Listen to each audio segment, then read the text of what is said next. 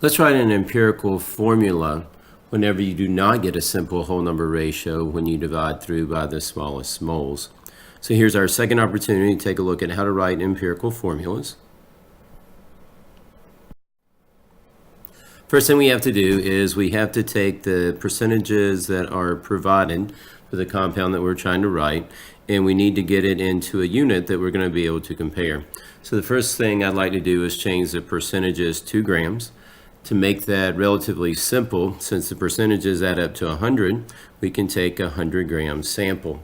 So if we take a 100 gram sample, our percentages will become grams. Let's take a look at that. So the 69.9% iron became 69.9 grams of iron, and the 30.1% oxygen became the 30.1 grams of oxygen. So on our flow chart, you can see that we have completed step one, and we have successfully changed our percentages into grams. Now let's go on to step two in our flow chart. Let's go ahead and take the grams of iron and grams of oxygen and change it to the unit of a mole. The mole unit is going to allow us to directly compare the iron and oxygen and hopefully be able to write the empirical formula that is the simplest whole number ratio of elements in this compound. So to be able to change grams to moles, we're going to have to go to our periodic table, and we're going to have to use our atomic masses, or in the flow chart it says an atomic weight.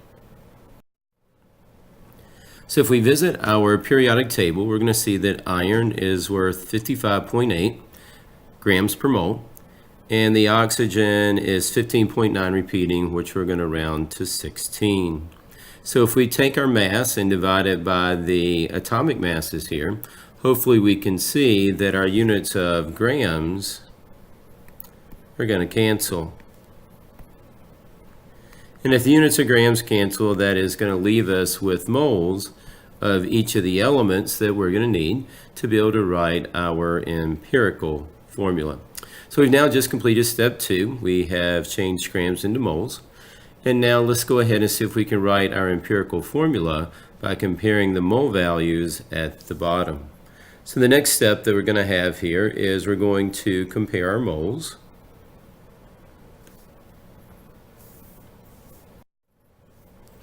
And we need to divide by the smallest number of moles, which in this case is the 1.25.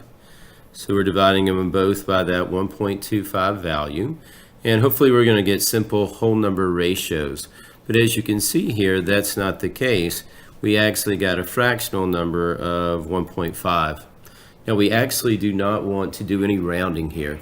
We want to actually multiply by a factor that's going to allow this to become a whole number.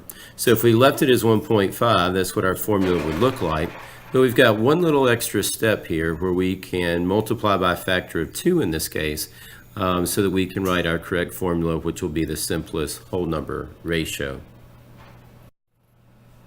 So by multiplying by 2, we're able to get our final formula, which in this case is Fe2O3.